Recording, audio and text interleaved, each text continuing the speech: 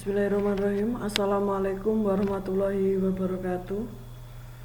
Selamat pagi anak-anak, semoga kita selalu dalam lindungan Allah Subhanahu wa Ta'ala sehingga kita dapat melakukan pembelajaran IPA pada hari ini.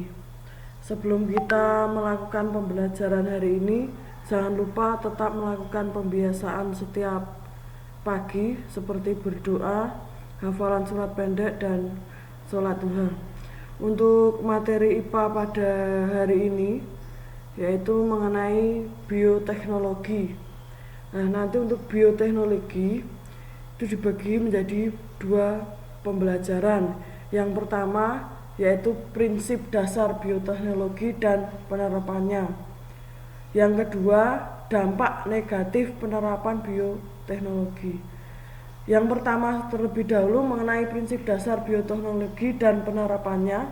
Nanti ada prinsip dasar bioteknologi, penerapan bioteknologi konvensional.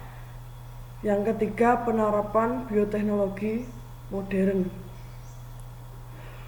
Prinsip dasar bioteknologi. Yang pertama, pengertian bioteknologi. Bisa dilihat di sini, bioteknologi adalah penerapan prinsip-prinsip biologi, biokimia, ilmu rekayasa, serta ilmu lainnya dalam pengolahan bahan yang memanfaatkan organisme untuk menghasilkan produk maupun jasa yang bermanfaat bagi manusia. Nah, nanti di sini bioteknologi itu ada bioteknologi konvensional atau bioteknologi modern. Yang dikatakan bioteknologi konvensional itu nanti terdiri dari teknologinya itu sederhana, kemudian untuk prosesnya itu relatif belum steril atau sehingga belum terjamin, hasilnya itu belum terjamin. Kemudian jumlah produk yang dihasilkan dalam skala kecil, kemudian biaya produksinya itu murah, itu adalah bioteknologi konvensional. Kemudian untuk bioteknologi modern, yang pertama itu nanti peralatan yang digunakan itu biasanya canggih seperti di pabrik-pabrik. Nah, itu menggunakan bioteknologi modern. Kemudian prosesnya itu dilakukan dengan menggunakan teknik rekayasa genetika. Kemudian prosesnya itu dilakukan dalam keadaan steril sehingga produk yang dihasilkan itu berkualitas. Kemudian jumlah produk yang dihasilkan dalam skala besar. Nah, di sini biaya produksinya mahal. Nah, di sini penerapan bioteknologi konvensional. Nah, di bidang pangan itu nanti contohnya bioteknologi ada pembuatan yogurt, pembuatan keju, pembuatan tape, tempe, dan digunakan untuk pengembang roti. Kemudian untuk di bidang lingkungan itu menghasilkan energi, kemudian pengolahan limbah, pemisian logam dari bijinya.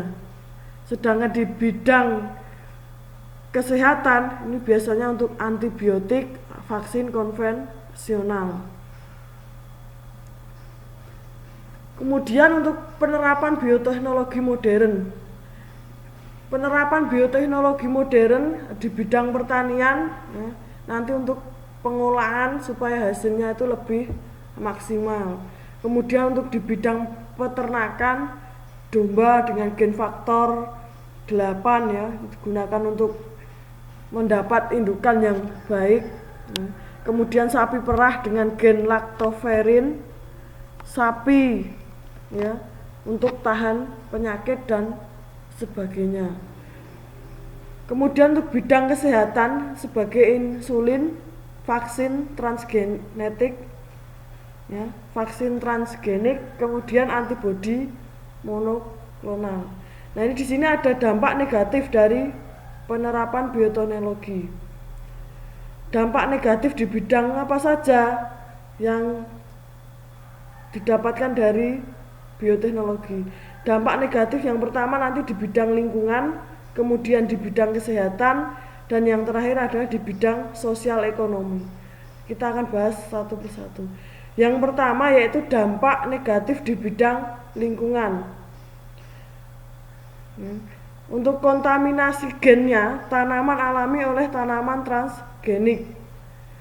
Hilangnya plasma nuftah karena organisme lokal bukan organisme transgenik semakin tersingkir dan langka di lingkungan.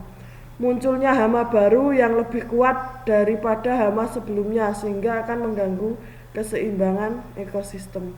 Nah, di sini kalau banyak menggunakan bioteknologi, nah dampaknya di lingkungan yang pertama tadi yaitu mengenai kontaminasi gen tanaman alami oleh tanaman transgenik. Ya. Yang alami akan kalah dengan tanaman transgenik. Kemudian yang kedua hilangnya plasma nuftah ya, karena organisme lokal bukan organisme transgenik semakin tersingkir dan langka di lingkungan.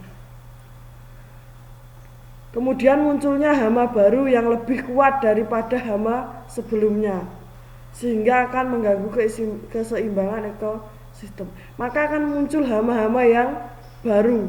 Kemudian akan muncul ya, hama yang baru dan sehingga akan mengganggu keseimbangan ekosistem yang ada di lingkungan tersebut.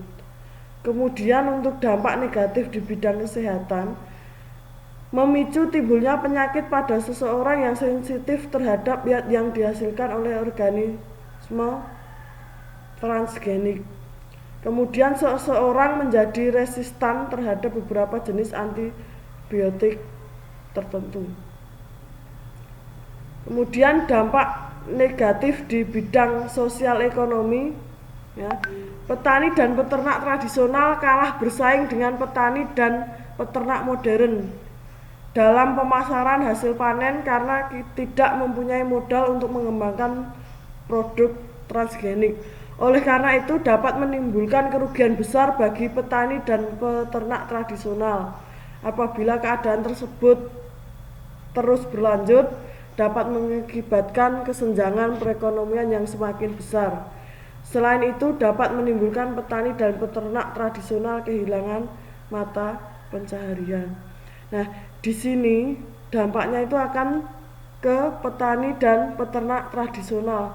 Kenapa? Karena untuk yang bioteknologi modern itu sudah dikemas secara modern. Nah, sedangkan untuk yang peternak dan petani yang kecil, nah itu belum mengembangkan itu.